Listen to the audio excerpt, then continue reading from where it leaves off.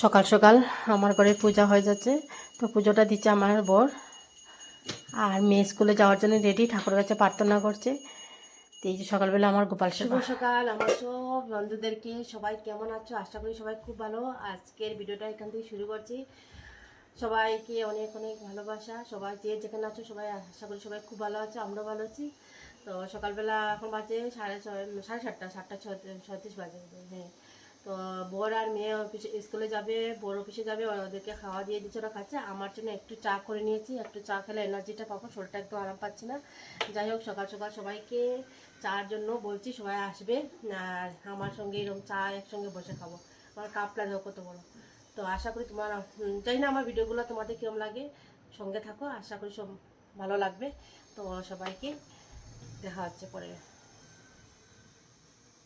তো এই যে সকালবেলা তো দেখলে, আর পূজা শেষ। মেয়ের জন্য তো টিফিন বানাতে হবে। এই যে মেয়েকে একটু রুটি করে দিচ্ছি, রুটির মধ্যে আলু ভাজা, তার মধ্যে সস দিয়ে দিয়েছি।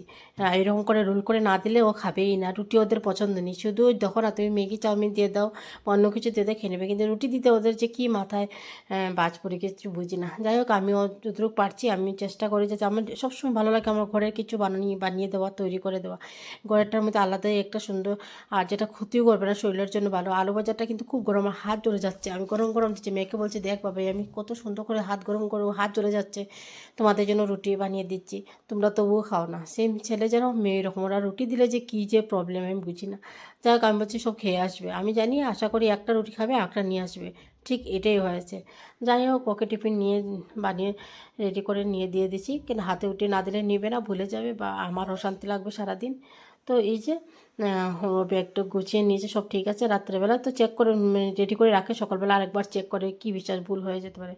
আর এদিকে দেখো, মেয়ের ব্যাগ বাবা নিচ্ছে, আর বাবার ব্যাগ মেয়ে নিচ্ছে। কেন, ওর ব্যাগটা খুবই ভারী গো, খুবই ভারী। আর আমাদের লিফট তো এখনও হয় না, এটা নিচে নিয়ে নামা এটা অসম্ভব। যখন নিচে নামা যায় কিন্তু উঠতে খুব কষ্ট হয়ে যায়, দুপুরবেলা তো হাঁপিয়ে যায়। আমিও কোনো সময় আনি, কিন্তু আজ তো আমার শরীরটা এত খারাপ ছিল, তাই আমি নিচে নামতেই পারি না ওকে আনার, ছুটি হওয়ার সময় আনার জন্য। যাই হোক, একটু দুষ্টামি করছি, ওদের সঙ্গে লালাই করছি। তো বড় রেডি হয়ে যাচ্ছে সবাই স্কুলে যাওয়ার জন্য, মানে মেয়ে আর কি স্কুলে যাওয়ার জন্য রেডি। ছেলে অফিসেও, ছেলে তো স্কুল বন্ধ, ঘুমাচ্ছে। আর এদিকে আমার দুপুরবেলা ঠাকুর সেবা একটু তোমাদেরকে দেখিয়েছি।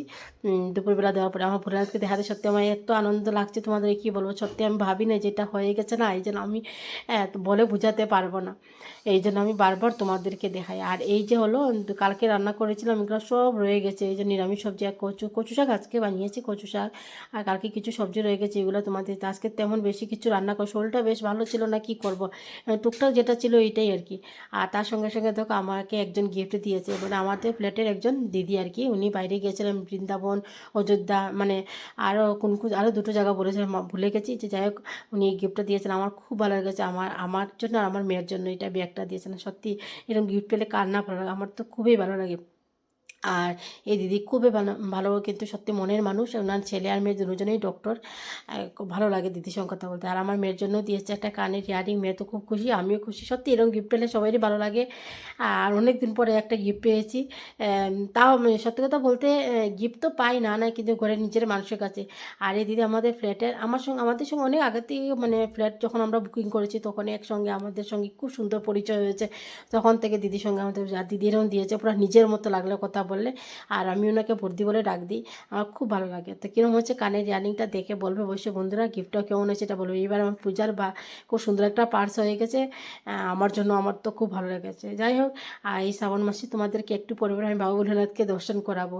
আর দেখো, এত আতঙ্কের মাঝেও আজকে একটা খুশি খবর যে নিয়ে আসলো, আমি ভাবতেই পারলাম না। সত্যি মানে কবের থেকে এই বাইকটা আনবে বলে আনা হচ্ছে না। কারণটা হলো রাস্তাটা খুবই খারাপ, খুবই খারাপ, 2-3 ঘন্টার রাস্তা, কিন্তু খুবই খারাপ। এই জন্য তবু আজকে রৌদ্র, এমন রৌদ্র দিয়েছে তোমাদের কি বলবো। এই রোদে দেওয়াতে এত খুশি আনন্দ লেগেছে। আর বড় তো এই সুযোগটা হাতছাড়া করে নিয়ে এই সুযোগে ওর বাইকটা নিয়ে এসেছে। আর সত্যি আজকে 3-4 মাস পরে আমার ঘরে, আমার ফ্ল্যাটে সত্যি মানে বাইকটা এনেছে যে আমি অনেক আনন্দ, বিশ্বাস করবে না বন্ধুরা, কেন একটা জিনিস নিজের চোখের সামনে থাকা আর আরেকজনের করে রাখা 2-3 মাস থেকে কীরকম লাগে না। অন্যদেরকে আমি ভাবি এরকম মানে অন্যদেরকেও কষ্ট দেওয়া আর বাইকটাকেও কষ্ট দেওয়া, নিজের চোখে থাকলে একবার হলে তো সকাল বিকাল দেখি। আমি না, আমি যদি নিচে না নামি কিন্তু আমার বর তো নামে, মেয়ে তো নামে, যাই হোক স্কুল যাওয়ার সময়। এখন তো ছেলের স্কুল বন্ধ থেকে আমি নিচে খুব একটা নামি না, কিন্তু স্কুল খুললেই তো আমি নেমে যাবে। এই যে আমার বাইক, আমার প্রিয় বাইক, সত্যি আমার খুব মানে পছন্দ। এই বাইকটা কিন্তু আমি আমার বরকে দিয়ে মানে তোমার বিশ্বাস করো বিয়ের পরে আমি বলছি আমার বাইক খুব পছন্দ, তুমি একটা বাইক আনো, এই সত্যি ও বলেছে। আর 2-3 মাসের মধ্যে আমরা একটা বাইক, এই বাইকটা নিই। আর এই বাইকটা আমার খুব খুব বিশ্বকর্মা ঠাকুরের জন্য এই আশীর্বাদটা হয়েছে, সব ঠাকুরের জন্য আমার এই আশীর্বাদটা পেয়েছি বাইক। আর তারপরে বাইকটা মানে জায়গায় ঠিক করে রাখার জন্য বলছি একসঙ্গে, কেন অনেক মাঝে মধ্যে চালানো হবে, তেমন তো ট্রেনে করে যায়, এই জন্য আর চালানো হয় না।